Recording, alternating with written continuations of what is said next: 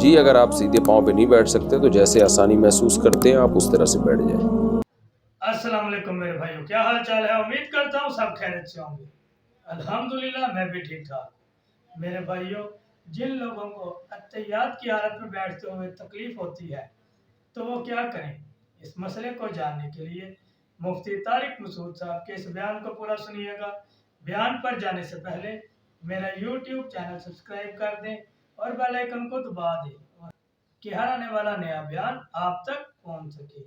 آئیے چلتے ہیں بیان کی طرف۔ میں اتحیات میں سیدھے پیر پر نہیں بیٹھ سکتا، بہت درد ہوتا ہے، تو کیا میں جیسے آسانی محسوس کروں ویسے بیٹھ سکتا ہوں؟ جی اگر آپ سیدھے پاؤں پہ نہیں بیٹھ سکتے تو جیسے آسانی محسوس کرتے ہیں آپ اس طرح سے بیٹھ جائیں۔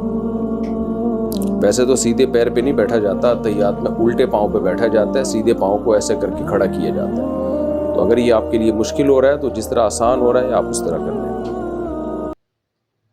دیکھ لیں میرے بھائیوں، اگر آپ سے اتحیات کی حالت میں سیدھے پاؤں پر نہیں بیٹھا جاتا، بہت درد آپ کو ہوتا ہے، تو آپ کو جیسے آسانی ہوتی ہے آپ ویسے بیٹھ سکتے ہیں۔ ویسے اتحیات کی حالت میں آپ الٹے پاؤں پر بیٹھتے ہیں اور سیدھے پاؤں کو کھڑا رکھتے ہیں ایسے۔ تو اس لیے اگر آپ کو تنگی ہوتی ہے تو آپ جیسے بیٹھ سکتے ہیں، جیسے آپ کو آسانی ہے آپ اس طرح بیٹھ سکتے ہیں، کوئی مسئلہ نہیں ہے۔